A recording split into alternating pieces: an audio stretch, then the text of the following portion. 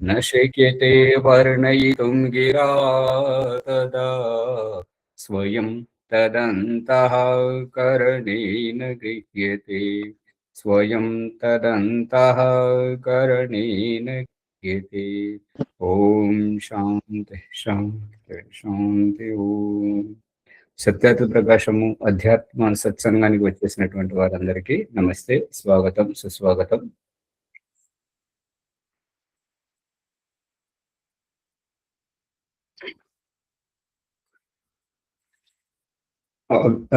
సప్త వ్యాహృతుల విషయం వదిలేసి ముందుకు వెళ్తే మళ్ళీ క్రమం అనుసారంగా చేస్తున్నప్పుడు సప్త వ్యాహృతి చేస్తే ఇంకా కొద్దిగా లోతుగా వస్తుంటది. దాన్ని పట్టుకుంటే అంతగా పట్టబడదు.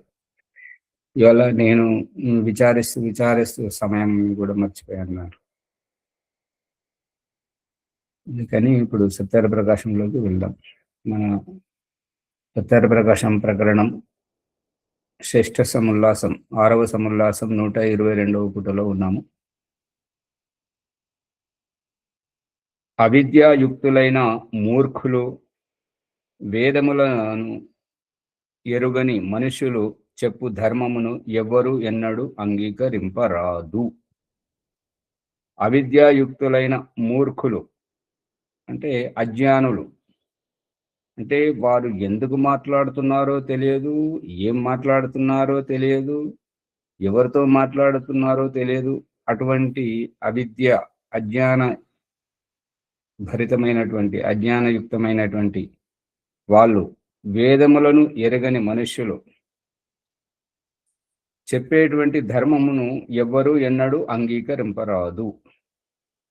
అంగీకరించొద్దు అటువంటి వాళ్ళు.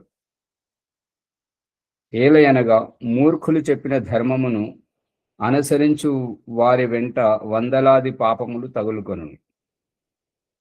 మూర్ఖులు చెప్పినటువంటి ఏదైతే నీతి నియమాలు ఏవైతే చెప్తుంటారో అదిని ఆచరిస్తుంటే, తదనుగుణంగా నడుచుకుంటే వందలాది పాపాలు వెంట చుట్టుకుంటాయి.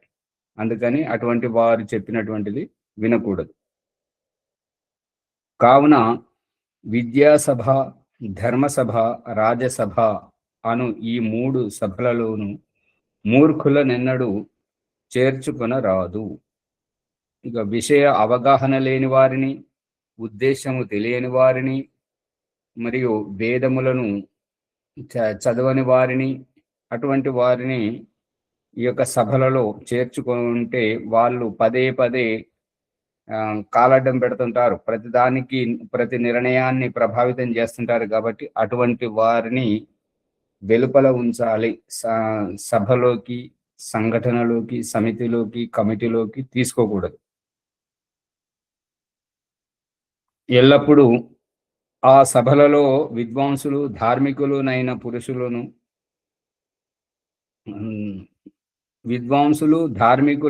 పురుషులను సదస్సులుగా స్థాపింపవలెను, మరియు ఎల్లరూ ఇట్లుండవలెను. ఇదే విధంగా ధార్మికులు, విద్వాంసులు అయినటువంటి పురుషులను సదస్సులుగా చేసుకోవాలి. అంటే ఇక్కడ చెప్పకనే చెప్పినటువంటి రహస్యం ఏంటి? స్త్రీలను చేర్చుకుంటే రసాభసగా చేస్తారన.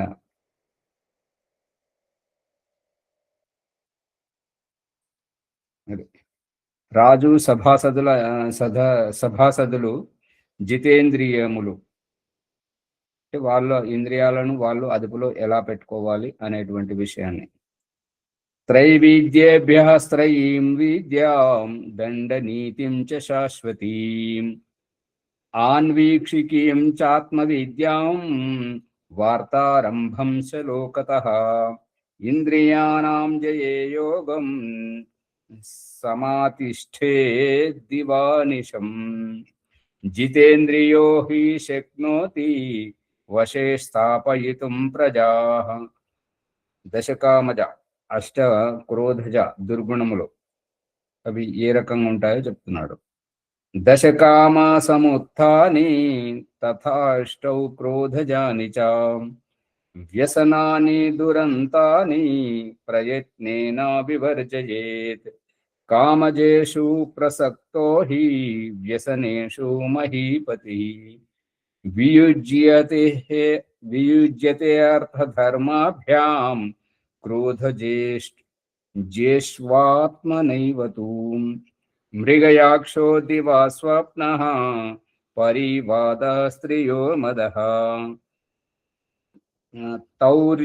తౌర్యత్రికం వృథాట్యా చ కామజో దశకో గణః పైశూన్యం సాహసం ద్రోహ ఈర్ష అసూయార్థదూషణం వాగ్దండజం చ పారుష్యం క్రోధజోపి గణోష్టకః ద్వయోరప్యేతయోర్మూలం యం సర్వే కవయో విదుః తం యత్నేన జయేల్లోభం తజ్జావేతావుభౌ గణౌ పానభక్షాః స్త్రీశ్యశ్చైవ మృగయా చ యథాక్రమం ఏతత్ కష్టతమం విద్యాత్ చతుష్కం కామజే గణే దండస్య పాతనం చైవ వాక్పారుష్యార్థదూషణే క్రోధజేపి గణే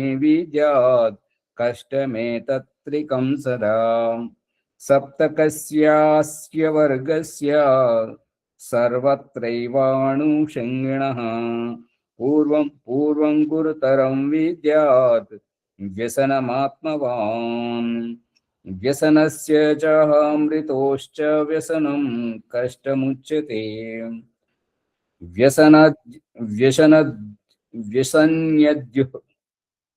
వ్యసన్యధో అధో వ్రజతి సర్వాంత్య వ్యసనీ మృతః మనుస్మృతి. 4 వేదములందలి కర్మోపాసన జ్ఞాన విద్యలను. ఆచార్య, ఒక సందేహం.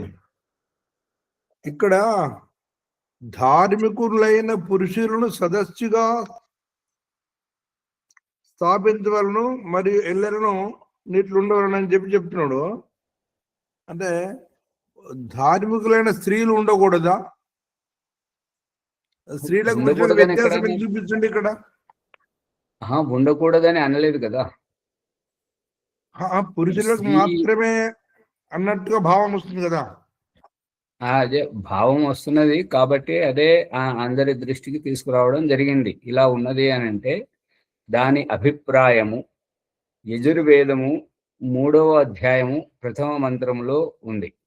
సమిధాధాన ప్రకరణం 2వ సమిధ 1వ మంత్రంలో స్త్రీలు వివాహం చేసుకుని పురుషుని ఇంటికి వచ్చిన తర్వాత వారు ఇల్లును ఇంటిల్లిపాదిని చూసుకోవాలి, పిల్లలను మంచి గొప్ప వాళ్ళుగా ఎదిగింపజేయాలి, మరియు భర్తను అతని యొక్క ధర్మార్థ కామోక్షంలో సహకరించాలి, తన యొక్క ధర్మార్థ కామోక్షములు సిద్ధించుకొనుటకు పంచమహాయజ్ఞములను చేయాలి అని స్త్రీని ఇంటిలో పెట్టి పురుషుణ్ణి బయటకు వెళ్ళగొట్టాడు. పురుషుడు బయటవాడు, స్త్రీ ఇంటి వరకే పరిమితమా? ఇంటింటికని కాదు, ఆమె బాధ్యత చాలా లోతుగా ఉంది. ఈ రహస్యాన్ని చూడాలంటే మా రామాయణంలో మండోదరి, రావణుని యొక్క భార్య మండోదరి భర్తను ఎలాంటి పరిస్థితి నుంచి ఎలాంటి స్థితికి తీసుకొస్తుంటది అని అంటే, అసలు నువ్వు అన్యాయంగా యుద్ధం చేస్తున్నావు కాబట్టి ఇది తగదు అని అంటే, ఏంటే నాకు చెప్పేది ఏమనుకుంటున్నా, రావణి యొక్క ప్రతాపం ఏంటి, రావణుడు ఒకరికి తల వంచేవాడు కాదు అని చెప్పేసి ఆమె ఎన్ని చెప్పినా కూడా లెక్క చేయకుండా యుద్ధానికి వెళ్తుంటాడు. ఒకానొకసారి ఆ యుద్ధంలో చాలా హతాశుడై క్షతవిక్షతముగా రక్తముతోటి తడిసి వచ్చిన అతన్ని చూసి ఆ సమయంలో ఈవిడ తలంటు స్నానం చేసి సంధ్య చేసుకుంటున్నది. ఆ భర్తను చూసి దగ్గరికి తీసుకొని ఒళ్ళో పడుకోబెట్టుకున్నట్టుగా తల ఒళ్ళో పెట్టుకొని, ఏంటండి నా స్వామి ఎక్కడ పోయాడు, ఈ అవతారం ఏంటి, ఈ రకంగా రావడం ఏంటి, నా స్వామిని ఈ స్థితికి తీసుకొచ్చిన వాడు ఎవడు అనే విధంగా ఆ రాముణ్ణి దూషించి రావణునికి ఎలా ఉత్సాహం నింపుతుంటదంటే, నాకు నా స్వామి ఇలాంటి వాడు కాదు, పౌరుషం గురించి స్వాభిమానం గురించి కొట్లాడేవాడు. ఈ రకంగా హతాశుడై రావడం, నిరుత్సాహంగా ఉండడం, క్షత విక్షతంతో రక్తంలో మునిగి ఉండడం, ఇది క్షత్రియానికి చిహ్నమే. కానీ నా స్వామి స్వాభిమానంతో గెలవాలనేటువంటి తాపత్రయంతో ఉన్నవాడు. ఈ స్వాభిమానం లేని ఈ శరీరం నాకొద్దు, నాకు స్వాభిమానంతో ఉన్నటువంటి నా స్వామి నాకు కావాలని అతన్ని ఎట్లా అది ప్రేరణ చేస్తుంది. స్వాభిమానాన్ని జాగృతం చేసి మళ్ళీ తెల్లారేసరికి యుద్ధం కోసం సన్నద్ధం చేస్తుంటది అన్నట్టు. ఆ రకంగా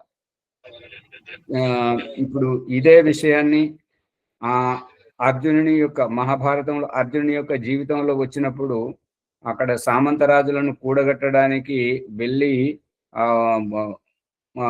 ఉలూపితోటి వివాహం చేసుకొని బర్బరీకును కన్నప్పుడు అక్కడ ఆమె మీద సేనాపతి యొక్క కుట్ర వల్ల ఆమె మీదకు చరిత్రహీనమైనటువంటి దోషం వస్తున్నదని అంటే, నేను అసలు నువ్వు వచ్చే కంటే ముందు నేను స్త్రీనే కాదు, నేను ఈ రకంగా చరిత్ర దోషం నా మీద ఎందుకు వేస్తున్నావు అని చెప్పేసి ఆమె ప్రతీకారం తీసుకొని బర్బరీకును తయారు చేస్తుంది. ఎట్లా తయారు చేస్తుంటే ఆ రకంగా తయారు చేస్తుంటారు. మళ్ళీ అదే మహాభారతంలో ఉత్తర ఎవరు అని అంటే అభిమన్యుని యొక్క భార్య. ఆవిడ అభిమన్యుని చాలా వరకు ప్రేరేపిస్తుంటుంటది. ఇక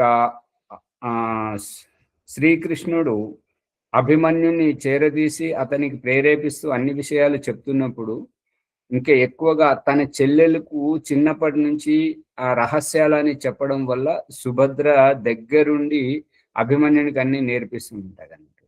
ఈ రకంగా పురుషుణ్ణి తీర్చిదిద్దడానికి, పురుషుని కోసం అతనికి చేయూతనివ్వడానికి, అతనికి సహకరించడానికి అని చెప్పేసి ఈ యొక్క నింగి నేల, ఈ నేల అనేటువంటిది ఈ యొక్క సూర్యుని ఉదయింపజేయడానికి, ఆ ప్రకృతి ఉషాగా సూర్యుని ఉదయింపజేయడానికి, సంతానాన్ని జన్మింపజేయడానికి ఇది చూపించి, ఈ సంతానం జన్మించగానే ఇప్పుడు అది ఎలా చూపిస్తున్నారంటే, యవ్వన దశకు వచ్చే వరకు ఆ సంతానాన్ని చూస్తుంటారు. యవ్వన దశకు వచ్చాక ఏమయ్యా ఇంకా పెళ్ళి ఎప్పుడు చేసుకుంటావు, పప్పన్నం ఎప్పుడు పెడతావు అని చెప్పేసి ఆ రకంగా అన్నాడు. ఇక పెళ్ళి అయిన తర్వాత అతన్ని విడిచిపెట్టి ఇక వచ్చినటువంటి అమ్మాయిని, ఏమమ్మా ఇంకా మనవడ రాలో ఇచ్చేది ఉందా లేదా, ఇంకా అట్లాగే ఉంటారా అని చెప్పేసి ఆమెను ఎప్పుడైతే గర్భం దాలుస్తుందో ఇక ఆమెను వదిలిపెట్టి నువ్వు గర్భం చాలా మంచివాడుగా పుట్టాలి, పిల్లవాడే పుట్టాలి అని చెప్పేసి ఇంకా ఆమెకు జాగ్రత్తలు చెప్పడం, నువ్వు ఉత్తమ మనిషివి కాదు అని చెప్పేసి ఆ రకంగా ఇంకా పుట్టినటువంటి సంతానాన్ని పట్టుకొని సమాజం యొక్క దృష్టికోణాన్ని భగవంతుడు మార్చుకుంటూ వస్తున్నాడు. అందుకని స్త్రీ రాజ్యమేలొచ్చు, రాజ్యసభలో ఉండొచ్చు, కానీ స్త్రీ రాజ్యసభలో ఉంటే ఆమె ఎక్కువ శాతం తన ప్రయోజనాన్ని ఆశించి ఈ సభను సవ్యంగా సాగనివ్వదో ఏమో మరి ఆ రకంగా అని చెప్పేసి మీరు సంస్కార విధి ఈశ్వర ప్రార్థనోపాసన గురించి చెప్తున్నప్పుడు ఈశ్వరోపాసన ప్రార్థనోపాసన దిశానిర్దేశంలో చూడండి. ఎవరైనా విద్వాంసుడైన మునిశేఖర్ గారు మైక్ అక్కడ విద్వాంసుడైనటువంటి పురుషుడు ఈ యొక్క వేద మంత్రాలను చదివి అర్థం చెప్పవలేను, మిగతా వారందరూ పరమాత్మ యందు ధ్యానం నుంచి సావధానంగా ఆలోచించవలేను, అర్థ విచారణం చేయాలని చెప్పేసి అక్కడ కూడా చెప్పడం జరిగింది. అందుకని ఈ యొక్క గృహాశ్రమం అనేటువంటిది పురుషునిది కాబట్టి పురుషునితో ఏకీభవించడానికి చూపించినటువంటి రహస్యమే ఇవాళ చాలా దాని మీదనే చింతన జరిగింది. అందుకే ఆలస్యమైంది. అయితే ఈ యొక్క పురుషునితో ఏకీభవించడానికే యజుర్వేదము 3వ అధ్యాయం 1వ మంత్రంలో ఉన్న రహస్యాన్ని విప్పితే బయటపడుతుంది. ఆ యొక్క రహస్యం సమిధా అగ్నిం దువస్యత, ఓ దేవి నా యొక్క జీ మానవ జీవిత ఉద్దేశం ఏదైతే ఉందో ధర్మార్థ కామ మోక్షాలను మోక్షంను సిద్ధింపజేసుకోవడానికి నేను తత్పరమై ఉన్నాను. ఆ తత్పరమై ఉన్నటువంటి దాంట్లో నా గృహస్థ బాధ్యతలను నేను నిర్వర్తించుకోలేకపోతున్నాను. మరియు నా యొక్క వంశము నిలవాలి కాబట్టి అందుకు నీవు నాకు సహకరించగలవా అని చెప్పేసి ఆమెను అడిగితే ఆమె ఏమంటదనంటే, మరి నిన్ను చూసుకోవడానికి మనకు పుట్టినటువంటి సంతానాన్ని పోషించడానికి నీ దగ్గర ఏమున్నది అని ఆమె అడుగుతుంటది అనమాట. గృహైర్ బోధయథ అతిథిం, నీ ఇంటికి వచ్చినటువంటి అతిథికి నువ్వు ఏం సంపాదిస్తున్నావు, ఎంత సంపాదిస్తున్నావు అని అడగమని చెప్పేసి అడుగుతుంటది. ఆ రకంగా వారిద్దరి మధ్య సంవాదం జరుగుతుంటది. ఆ సంవాదంలో స్త్రీ పురుషునికి తోడ్పడడానికి, సహకరించడానికి సమిధ శబ్దంలో ఉన్నటువంటి రహస్యం, సమిధ కర్రను కప్పబడినటువంటి కర్రను కప్పుకొని ఉన్నటువంటిది సమిధ అనబడుతుంటది. స్త్రీ లేకుండా పురుషునికి గృహాశ్రమమే లేదు, అగ్నిహోత్ర అధికారమే లేదు. స్త్రీ తోడుగా ఉన్నప్పుడే ఆ అగ్నిని తీసుకురావడం జరుగుతుంటది. బ్రాహ్మణ క్షత్రుల వయసులో ఇంటి నుంచి తీసుకొచ్చినటువంటి అగ్నిని ఆధానం చేసి దాంట్లో సమిధాదానం చేస్తున్నప్పుడు స్త్రీ ఏమో అక్కడ ఆధానం అవుతుంటది. కన్యాదానంలో తల్లిదండ్రుల చేతుల మీదుగా ఈ స్త్రీ పురుషుని యొక్క చేతిలోకి దారబోయడం జరుగుతుంటది. అక్కడ ఆ రకంగా ఆ ఇంటికి వచ్చినటువంటి అమ్మాయికి అత్తగారు అంటే ఆదర్శాలను ఎత్తుకునే ఆవిడను అత్త అంటుంటారే గాని దెప్పి పొడిసేటువంటి హీనంగా చూసేటువంటి వారిని అత్త అని అన్నారు. అందుకని ఈ యొక్క అత్తగారు ఏమని చెప్తుంది అంటే, మన కుల గౌరవాన్ని నిలబెట్టాలి, ఆ కుల గౌరవం స్వాభిమానంతో కూడినటువంటి సంతానాన్ని, ఉత్తమ సంతానానికి జన్మనివ్వాలి అని చెప్పేసి ఆవిడ చెప్పడం జరుగుతుంటది. ఎంతసేపు ఈ మదాలస గారు చూపించినటువంటి దృష్టాంతం కానీ, కుంతి చూపించినటువంటి దృష్టాంతం కానీ, ఇంకా జీజాబాయి చూపించినటువంటి దృష్టాంతం కానీ, ప్రతి ఒక్కరూ ఝాన్సీకి రాణి లక్ష్మీబాయి చూపించినటువంటి దృష్టాంతం కానీ, రుద్రమాదేవి చూపించినటువంటి దృష్టాంతమే కానీ, వీళ్ళంతా చూపిస్తున్నటువంటిది ఏంటంటే పురుషుణ్ణి ప్రోత్సహించాలి. అతని యొక్క ధర్మార్థ కామోక్షములకు అతని చేస్తున్నటువంటి పురుషార్థంలో అతనితో ఏకీభవించి అతనికి సహకరించాలి.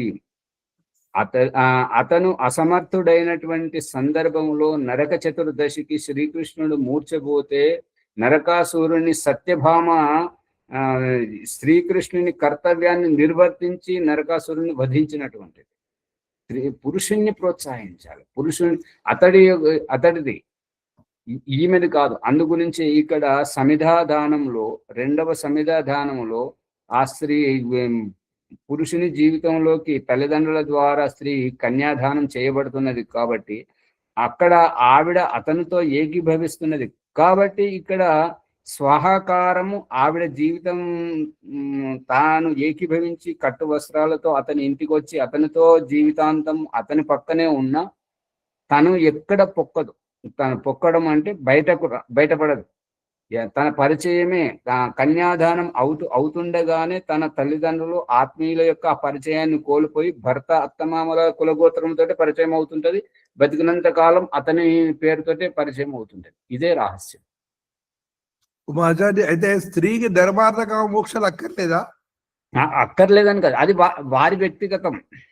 వారు పురుషునితోటి ఏకీభవించినా ఏకీభవించకపోయినా అది వారి వ్యక్తిగతం. వద్దని ఎవరని లేదు, ఆవిడ చేసుకోవచ్చు.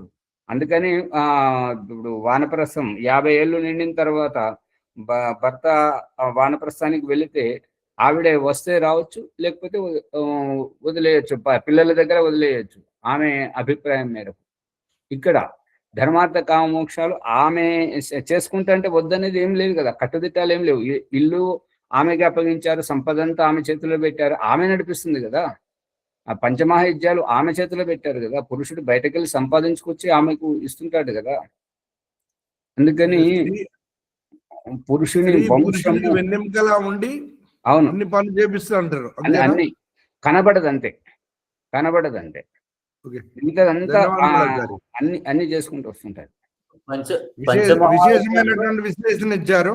చాలా ధన్యవాదాలు. आचार्य जी, हाँ जी, పంచమహాయజ్ఞాలు చేస్తున్నప్పుడు పురుషార్థాలు దాంట్లోనే వచ్చేస్తున్నాయి కదా. వస్తున్నాయి. స్త్రీకి పురుషార్థం చేస్తున్నట్టు. అందుకని ఒక రహస్యం ఏంటంటే ఆపద్ధర్మములో పురుషుడు బయట వెళ్ళొచ్చు, ఏదైనా ఊరికి కానీ ఇంకెక్కడైనా వెళ్ళొచ్చు, కానీ స్త్రీ బయటకు వెళ్ళదు. ఎందుకు వెళ్ళదు అంటే ఈ ఇంటికి వచ్చినప్పుడు ఈ ఇంటి యొక్క ధర్మార్థ కామోక్షాలు సిద్ధించుకోవడానికి తన పురుషార్థ పూర్వకంగా తనను తాను తరింపజేసుకోవడానికి పంచమహైజ్యాలు ఏవైతే ఉన్నాయో తాను చెయ్యాలి. అందుకని స్త్రీ ఎప్పుడు ఇల్లు వదలదు. ఇల్లు వదిలేవారు అది వేరే విషయం, వారి విద్యతకు వదిలేయాలి. అక్కడ పోతే మనం ఇక్కడ బయటపడం. అయితే మరి స్త్రీకి వానప్రస్థ ఆశ్రమం లేదా? లేదని ఎవరన్నారు? అందుకనే అక్కడ చెప్పాడు రాయలే కదా. మరి రాయలేదని ఎట్లా అన్నారు? వారు వెంట వస్తే అక్కడ వానప్రస్థ ఆశ్రమంలో కానీ సన్యాసాశ్రమంలో కానీ అక్కడ భార్య అనబడదు, తల్లి అనబడుతుంటది, భర్త అనబడడు, కొడుకు అనబడుతుంటాడు. అది మనకు నల్గొండ జిల్లా పండిత విశ్వామిత్ర గారు రాజ్యలక్ష్మి గారిది అయితే నేను ప్రత్యక్షంగా చూశాను, మీరు చూసారో లేదో తెలియదు కానీ కొడుక అని మాతాజీ అనేవారు, అమ్మ అమ్మ అని చెప్పేసి పండితీ అనేవారు. అది చాలా నా జీవితంలో చాలా అద్భుతమైనటువంటి దృశ్యం. భార్యాభర్తలు ఈ రకంగా ఇలా అనుకోవడం అనేటువంటి రాసున్న సిద్ధాంతం వేరు, ఆచరణలో పెట్టడం వేరు. అది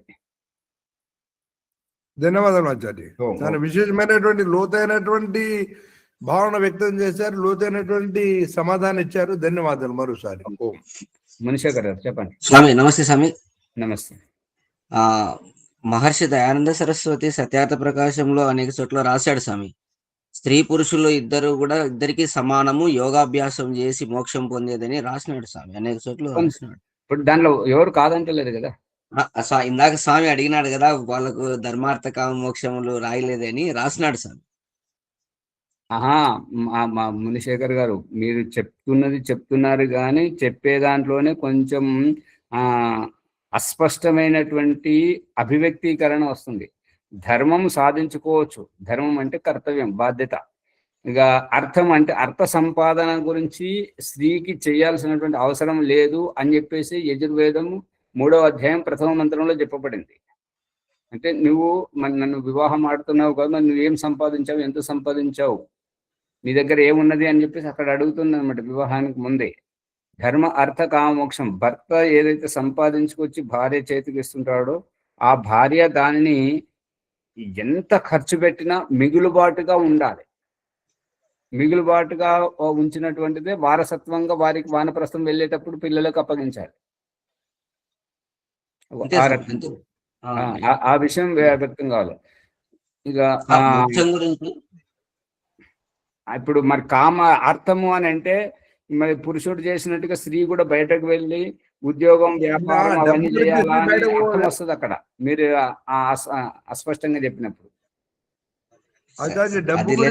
బయటకు పోయే అవసరం లేదంటారా? ఇంకా అది ఈ యజుర్వేద 3వ అధ్యాయం 1వ మంత్రం బట్టి అయితే లేదు.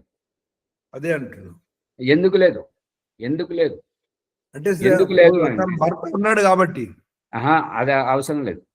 ఎందుకు లేదు అని అంటే ఈ యొక్క మన శరీరంతో మనం తినేటువంటి అన్నం ద్వారా ఏ ఊర్జా శక్తి అయితే తయారవుతుందో ఆ ఊర్జా శక్తితోటి మన శరీరంలో గ్రంథులు ఏవైతే విడుదలవుతుంటాయో అవి ఒకే దిశగా విడుదలైనప్పుడు, మునిశేఖర్ గారు మైక్ బంద్ చేయండి, ఒకే దిశగా విడుదలైనప్పుడు పూర్తి సామర్థ్యంతో మంచి విజయం లభిస్తుంటది. అదే ఆ ఊర్జ అనేటువంటిది విడిపోతున్నప్పుడు వారి ఎనర్జీ వారికి సరిపోదు.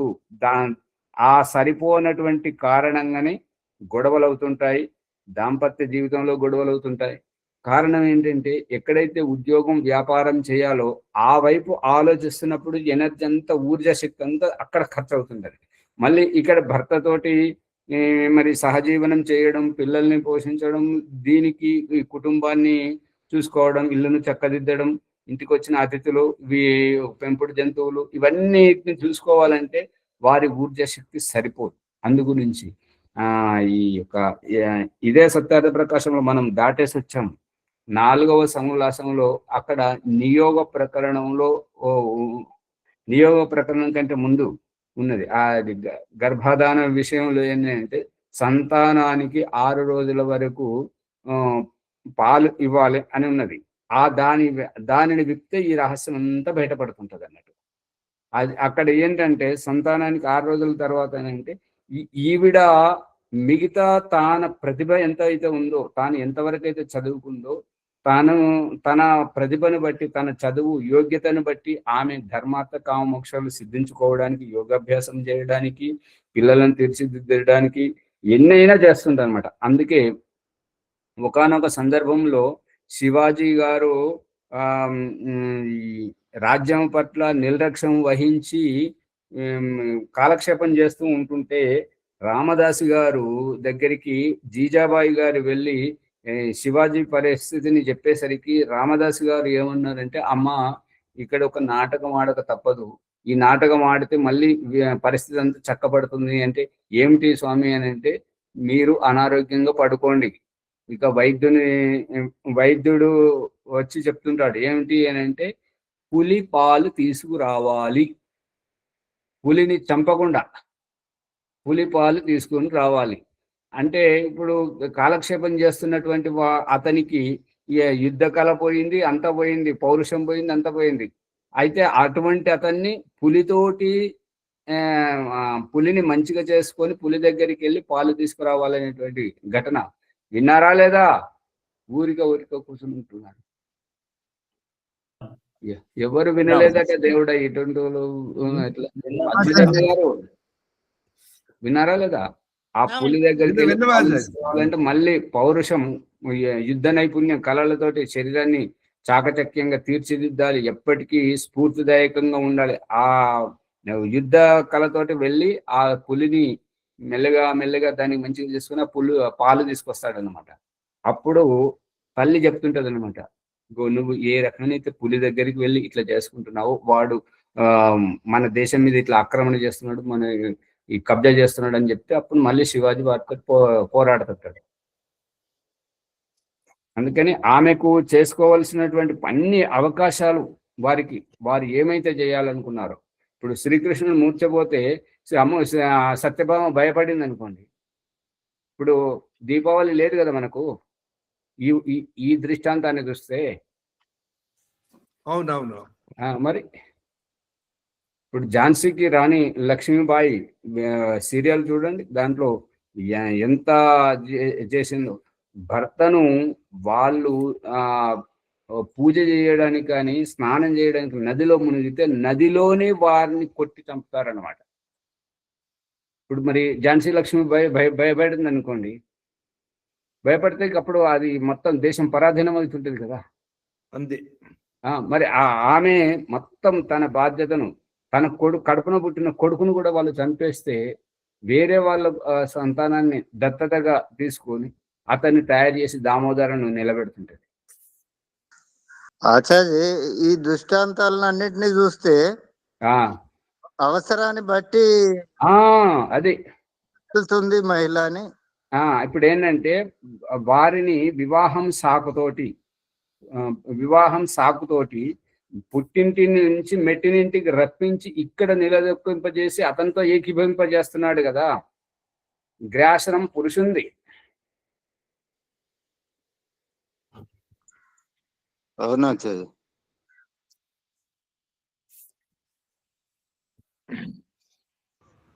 4 వేదములు. ఓ మాచాజీ, ఈ ఇందాక మునిగారు అడిగిన ప్రశ్న చెప్పండి. సమిధ చర్మముతో కప్పబడి ఉండాలి, స్త్రీ పురుషునికి సహకారం అందిస్తూ తోడ్పాటును అందిస్తూ ధర్మార్థ కామ మోక్షాలను సంపాదించుకునే విధంగా స్త్రీ సమాయత్తం చేయాలన్నారు. మరి సహకరించినటువంటి స్త్రీల లక్ష్మణ్ గారు, విషయం ఏంటంటే వైవాహిక బంధములో 7 జన్మలు మనమంతా కలిసే ఉందాము అని సప్తపది అడుగులు కలిసి అక్కడ వేస్తున్నప్పుడు దానిని వాళ్ళు ఉల్లంఘించేటప్పుడు వారి గురించి వాళ్ళకి వస్తుంది, అది వారికి వస్తుంది, వారి ఖాతాలోకి వెళ్తుంటది. ఇప్పుడు ఇక్కడ చెప్తున్నాడు కదా, ఇప్పుడు ఏమని చెప్తున్నాడు అంటే మూర్ఖులు చెప్పిన ధర్మమును అనుసరించి వారి వెంట వందలాది పాపములు తగులుకొని, అంటే వారి ధర్మాన్నే వారు ఉల్లంఘించారు కాబట్టి, వారి మర్యాదనే వారు ఉల్లంఘించారు కాబట్టి, వారి తదనుసారంగా నడుస్తుంటే ఏంటంటే వందలాది పాపాలు చుట్టుకుంటాయని చెప్పి తగులుకుంటాయని చెప్పి చెప్తున్నాడు కదా ఇక్కడ. అవునవునవును. మరి అందుకని హిందీలో ఒక సామెత ఏంటంటే సావధాని హటి దుర్ఘటన గతి. నిన్న చెప్పారు కదా న్యాయదర్శనం అదే చెప్పేది. 54 తప్పులు ఈ న్యాయదర్శనం ప్రకారంగా ఉంటాయి, 58 తప్పులు వ్యవహార భారం ప్రకారంగా. మొత్తము 112 తప్పులు ఎవరు చేస్తారో పరమాత్మ ద్వారా దండన తప్పకుండా విధిస్తాడు. కాబట్టి ఎవరు చేసిన స్త్రీ పురుషుడు భేదం లేక. అంటే మా లక్ష్మణ్ గారు ఉద్దేశం ఏంటంటే, పురుషుడు తప్పు చేస్తున్నాడు అంటే దానికి మూలం స్త్రీ ఎక్కడో అభద్రతా భావంగా వదిలేసింది, పట్టించుకోలేదు. ఆ కారణంగా మరి స్త్రీ తప్పు చేస్తున్నది అంటే పురుషుడు ఆమెను పట్టించుకోలేదు, ఆమె తెలుసుకుంటది అని చెప్పేసి వదిలేశాడు. ఇక ఇంకొకటి, ఇక పేరు తీసుకోకుంటే మంచిగా ఉంటది కానీ పేరు తీసుకోకుండానే చెప్పాలి. ఇక ఏంటంటే, అమ్ము వాళ్ళ ఇంటికి పోతున్నావు, మీ అత్త ఇలా గయ్యాలిది, ఇటువంటిది అటువంటిది, ఎప్పుడు వాళ్ళ మాట వినొద్దు, మీ ఆయనని మీ గుప్పిట్లో పెట్టుకో, నువ్వు వేరుగా కాపురం చేయడానికి ప్రయత్నించు అని చెప్పేసి ఆ కొత్తగా పెళ్లి చేసుకున్నటువంటి పెళ్లి కూతురుకు నేర్పిస్తారన్నట్టుగా. భర్త నీ చేతిలో ఉండాలి, నువ్వెప్పుడు వాళ్ళ మాట వినకూడదు, వాళ్ళతో ఏకీభవించద్దు అని చెప్పేసి నేర్పిస్తారు. ఆ నేర్పించేటువంటి వాళ్ళు ఈ యొక్క గృహస్థాశ్రమానికి అభిశాపం లాంటి వాళ్ళు. ఆ ఇల్లు ఎప్పుడు బాగుపడదు. ఎప్పుడైతే వ్యావహారికంగా వాళ్ళు తెలుసుకొని సుఖంగా కలిసిపోయే విధంగా కలుపుగోలుతనంగా ఉంటుంటారో అక్కడ వ్యక్తిత్వ వికాసం జరుగుతుంటది. ఈ చెప్పుడు మాటలతో నటించేటువంటి నాటకంతో జీవితాలే ఆగమైపోతాయి. యథార్థం ఆచార్య. ఓం ధన్యవాదాలు ఆచార్య. ఓం. 4 వేదములందలి కర్మోపాసన జ్ఞాన విద్యలను తెలిసిన వారి నుండి ఈ 3 విద్యలను, సనాతన దండనీతిని, న్యాయ విద్యను, ఆత్మ విద్యను అనగా పరమాత్మ గుణకర్మ స్వభావముల ఉన్నదున్నట్లు తెలుసుకొనగల బ్రహ్మ విద్యను, లోకవార్తల ఆరంభమును జనులతో వ్యవహరించుట నేర్చుకొనిన వాడు సభాసదుడు కాని సభాపతిని కాగలడు.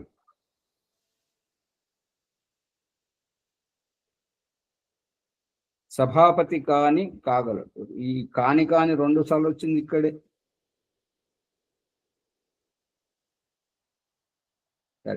మొదటి నుండి చూద్దాం.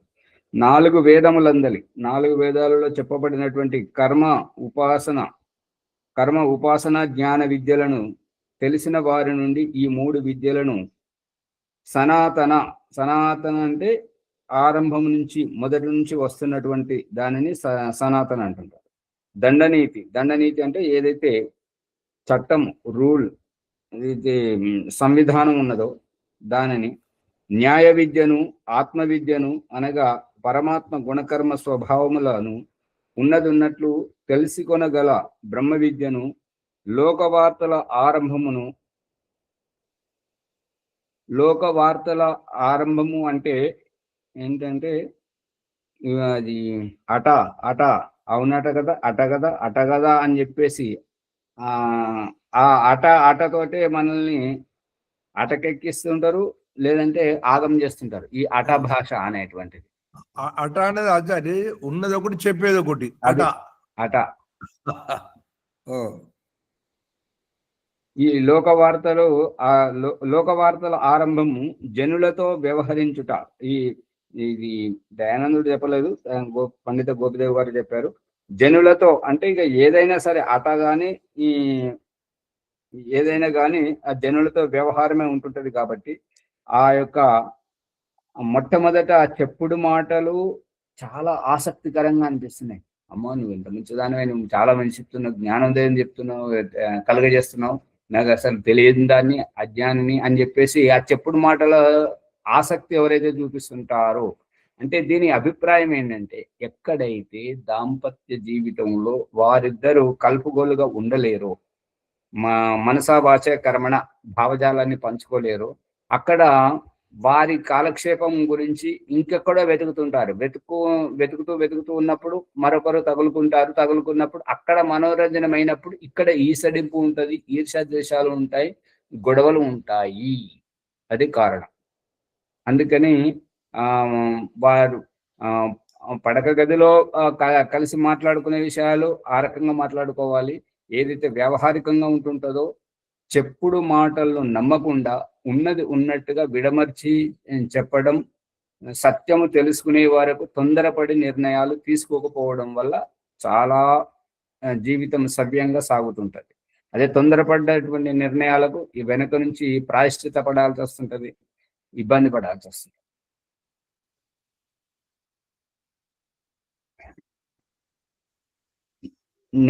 ఈ రకంగా లోకవార్తలు, అంటే ఈ లోకవార్తలు ఏంటంటే, చాణక్యుడి దగ్గర ఇవన్నీ ఎక్కువ ఉంటాయి. ఏంటంటే మనిషి మర్మాన్ని పట్టుకొని వ్యవహరిస్తుంటాడు అనమాట. అందు గురించి చాణక్యునికి అందరూ భయపడుతుంటారు.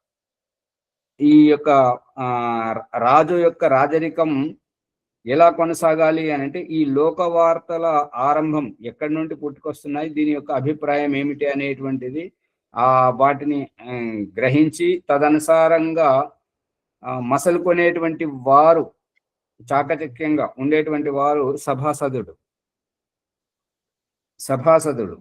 కానీ సభాపతిని కాగలడు. సభాపతి కాగలడు. ఈ కాని ఇక్కడ రెండుకి అర్థం లేనట్టు అనిపిస్తుంది. నేర్చుకొనిన వాడు సభాసదుడు కానీ సభాపతి. అయితే ఇతనైనా గాని లేకుంటే అతనైనా గాని ఏదైనా ఒకటి కావచ్చు, ఏదైనా కావచ్చు అని.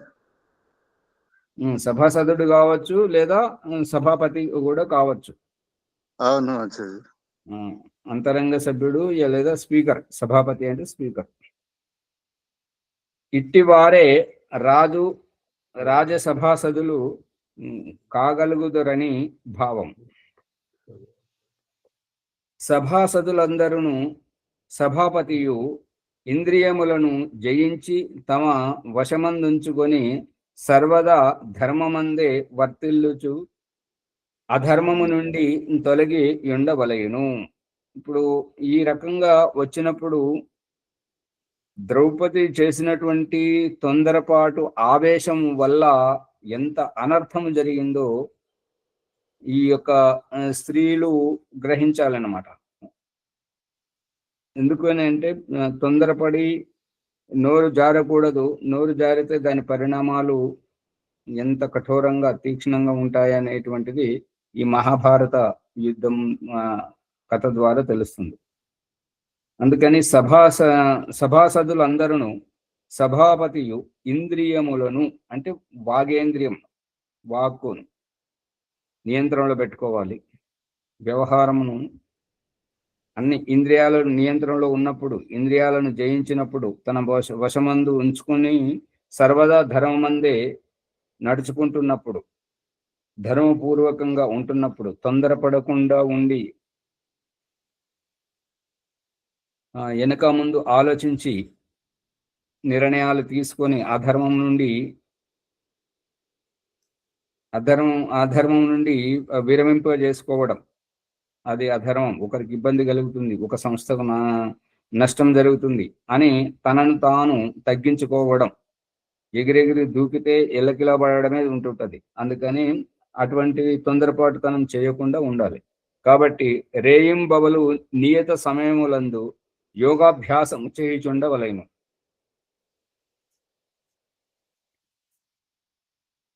అర్థమవుతుందా? ఏమి కెమెరాలన్నీ బంద్ చేసుకొని కూర్చుంటున్నారు. అర్థమవుతుందా? ఆహా, ఇక్కడ ఇంకొక రహస్యం ఉంది.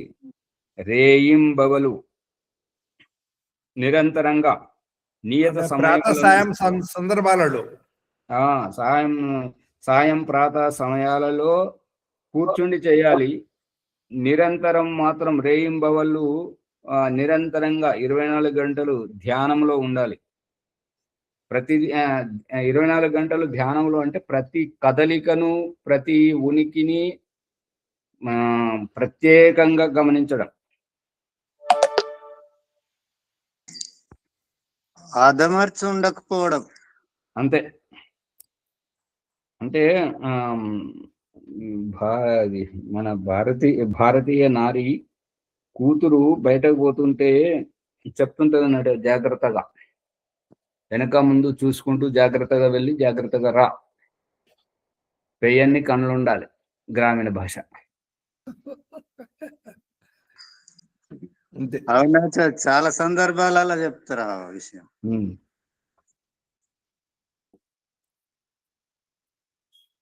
అంటే మనము అదమర్చి ఉంటే మన అజాగ్రత్తనే వాళ్ళకు అవకాశం కదా. అందుకని మన జాగ్రత్తలో మనం ఉండడం మంచిది. అంటే దీని అభిప్రాయం ఏంటంటే, దొంగలకు, నమ్మక ద్రోహులకు, కుట్రలు కుతంత్రాలు చేసే వారికి మనమే ప్రోత్సాహం ఇస్తున్నామనే, మోసగాళ్లకు అంటే ఆచార్య అవకాశం మనమే ఇస్తున్నట్టు లెక్క.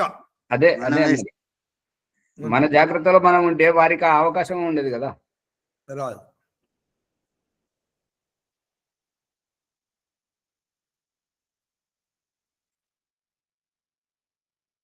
ఏలయనగా జితేంద్రియుడై తన ఇంద్రియములను మనః ప్రాణ శరీర రూప ప్రజలను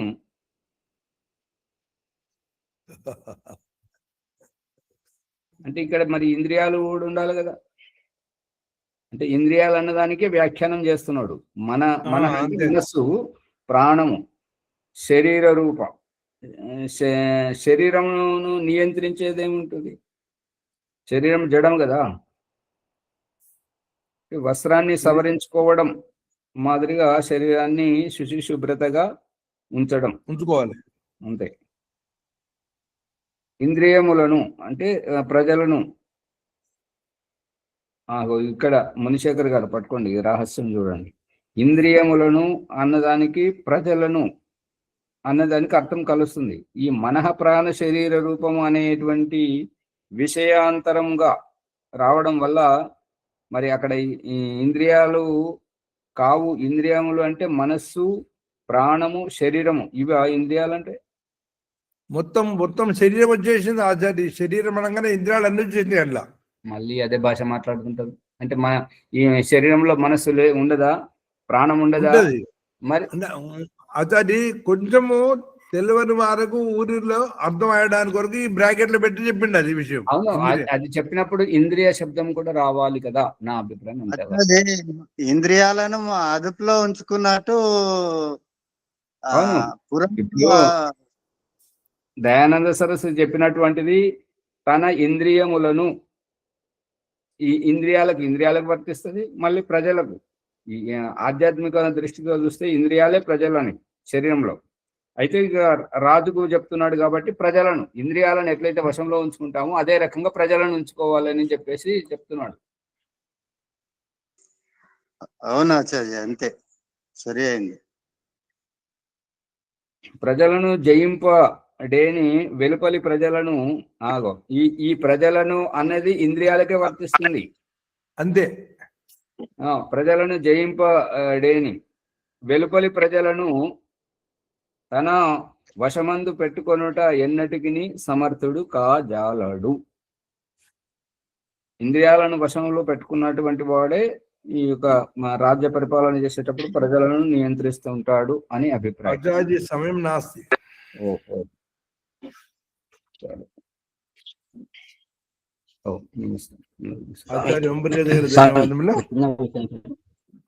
జ్ఞానగంగా ఆధ్యాత్మిక విద్య ఇందాక మునిశేఖర్ గారు మన చెప్పండి. మునిస్వామి గారు చాలా మంచి ప్రశ్న స్వామి. ఇక్కడ ధార్మికులు అయినటువంటి పురుషులు మాత్రమే తీసుకోవాలి, స్త్రీలను నువ్వు తీసుకోకూడదు అనే దానికి విదుర నీతిలో కూడా ఒక శ్లోకం ఉంది స్వామి. అందులో ఏం చెప్పబడిందంటే, ఓ రాజా, స్త్రీలు మోసగాడు బాలకుడు వీరి చేత శాసింపబడువారు రాతి పడవను ఎక్కి నదిని దాటగోరు వారితో సమానము అని రాసింది. అంటే స్త్రీలు గాని, అయితే మోసగాడు గాని, బాలకుడి చేత అంటే శాసింపబడేటటువంటి వారు, ఆ ప్రజలు రాతి పడవను ఎక్కి ఆ నదిని దాటగోరు వారితో ఇది సమానం అని మరి రాసింది. ఇది ప్రసంగానికి బయట విషయం ఏంటంటే, అక్కడ వారు చెప్పినటువంటి ఉద్దేశం మంచిదే, కానీ ఇక్కడ వైదిక సిద్ధాంతం ఏంటంటే స్త్రీకి కూడా పురుషునితో ఏకీభవించి తన యొక్క ప్రతిభను చాటుకోవడానికి పూర్తి అవకాశం ఉన్నది అనేది అభిప్రాయం. అక్కడ ఏంటంటే స్త్రీకి ఆ అధికారం లేదు, స్త్రీ శాసనంలో ఉండకూడదని ఝాన్సీ లక్ష్మీబాయి ఏం కావాలి, రుద్రమాదేవి ఏం కావాలి, మదాలస గారి వ్యక్తిత్వం ఏం కావాలి, ఇది మనకు ఆదర్శంగా ఉండలేదు కదా. ఆ ప్రకరణం వేరే ఈ ప్రకరణం వేరు. అందుకని అయితే ఆచార్య స్త్రీకి పూర్ణ స్వేచ్ఛ. ఇంకా వేరే ఉంది. స్త్రీలు అప్పుడప్పుడు మనసు మార్చుకుంటారు వెంటనే. దాని విషయం కావచ్చు. మీరనే అభిప్రాయానికి ఈ యొక్క ఆభూషణాల రూపంలో ఆభూషణాలు ఇవ్వడం, వస్త్రాలు ఇవ్వడం, వారిని ఇంకొక కొత్త ప్రదేశానికి తీసుకెళ్లడం, వేరే రకంగా వారిని మా ఇంటి వైపు ఇంటిల్లిపాది అమ్మా నాన్న వాళ్ళు గుర్తు రాకుండా వారిని తన వైపు ఆకర్షించుకునే విధంగా ప్రభావితం చేయాలి. అందుకే ఈ ఆభూషణాలన్నీ స్త్రీ దగ్గర ఉన్నంతగా పురుషుని దగ్గర లేవు. ఎందుకంటే స్త్రీ ఆ ఆభూషణాలతోటి వీటన్నింటితోటి తృప్తి పడుతుంటది. మనస్తృప్తి, కానుకలు సమయం సందర్భం అనుసారంగా ఆమెను ప్రసన్నం చేయడానికి వీటిని పెడుతుంది. సరే అమ్మగారు ముందుకు తీసుకెళ్ళండి, మరి వారు పనిలో ఉన్నట్టున్నారు.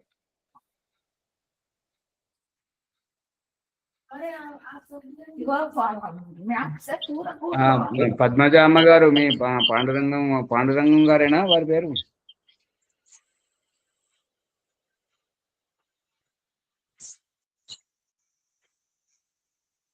పద్మజమ్మ గారు,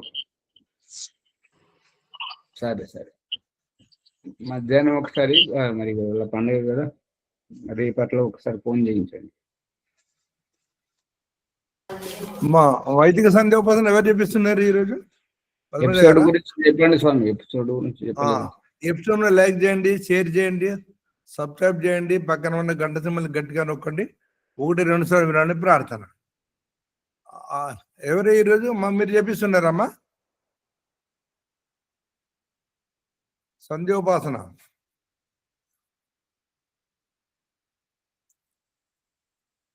ఎవరికి ఈరోజు ఎవరిది నిజంగా? మరి లెక్క ప్రకారంగా అయితే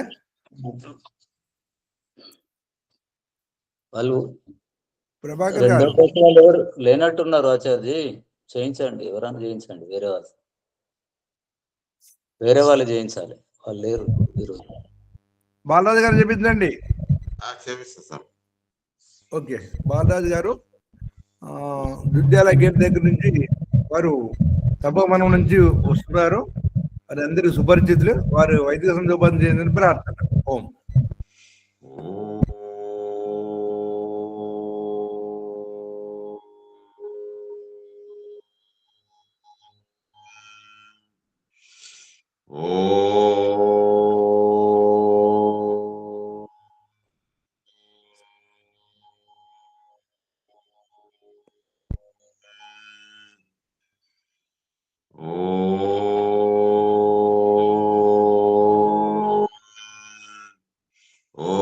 अमृतोपस्तरणमसि स्वाहा।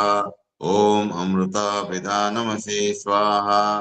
ओम सत्यं यशस्श्रीर्मयि श्रीश्वेतां स्वाहा। ओम शन्नो देवीरभिष्टय आपो भवन्तु पीतये शय्योरविस्रवन्तु नः। इंद्रिय स्पर्श मंत्र। ओम वाक् वाक्, ओम प्राणः प्राणः, ఓం చక్షు చక్షు, ఓం శ్రోత్రం శ్రోత్రం, ఓం నాభిః, ఓం హృదయం, ఓం కంఠః, ఓం శిరః, ఓం భౌవ్యాం యశోబలం, ఓం కరతల కరవృష్టే. మార్జన మంత్రం.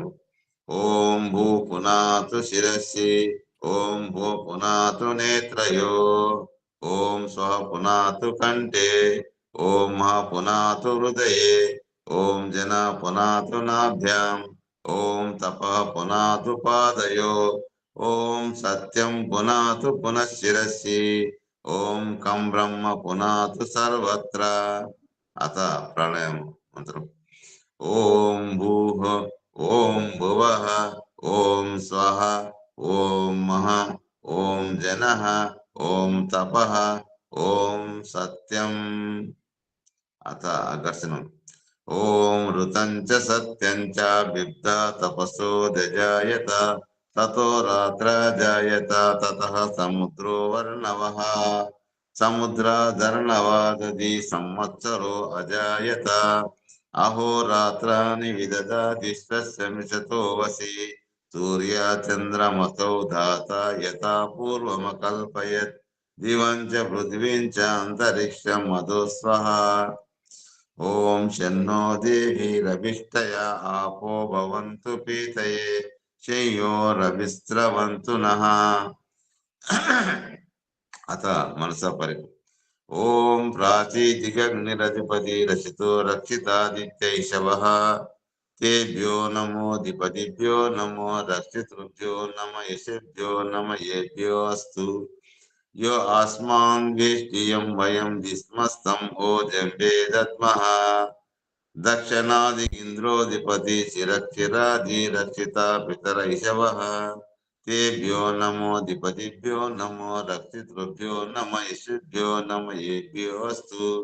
యో ఆస్మాన్ వేష్టియం వయం దిస్మస్తం ఓజంబే దద్మః, ప్రతీతి దిగ్వరుణోధిపతి వృతాకో రక్షితాన్నమిషవః, తేభ్యో నమోధిపతిభ్యో నమో రక్షితృభ్యో నమ యశుభ్యో నమ ఏభ్యో అస్తు.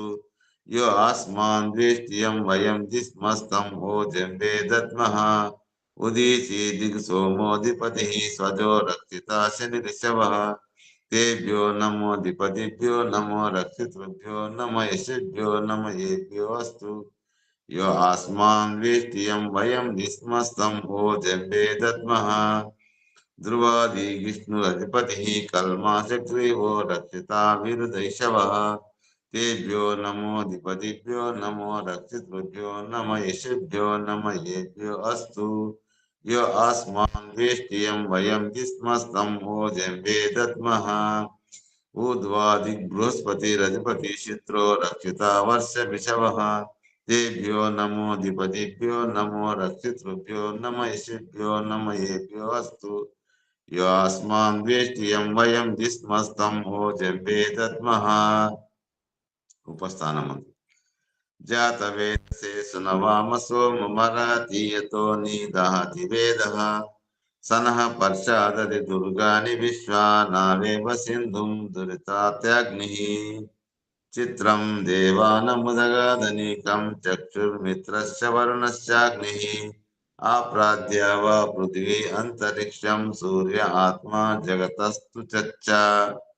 ఉదిత్యం జాతవేదసం దేవం అవంతి కేతవః, దృశే విశ్వాయ సూర్యం, ఉద్వయం తమసస్పరిశ్వా పశ్చంత ఉత్తరం, దేవం దేవత్ర సూర్యమగన్మ జ్యోతిరుత్తమం.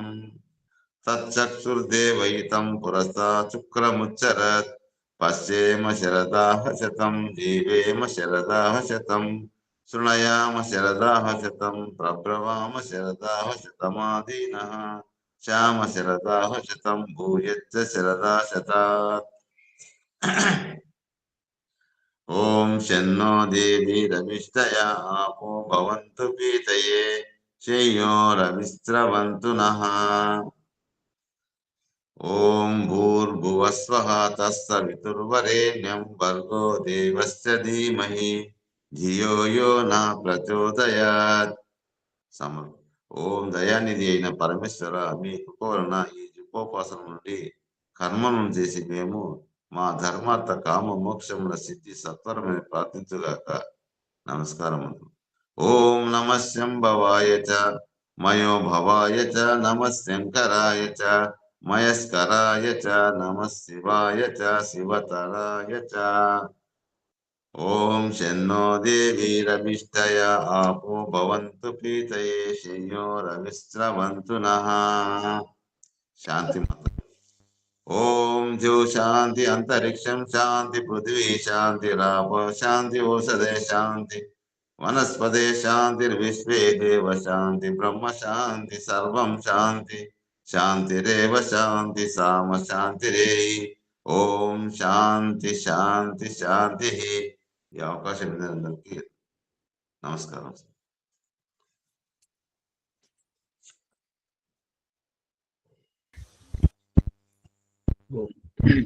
నమస్తే ఆచార్య. నమస్తే. సంక్రాంతి శుభ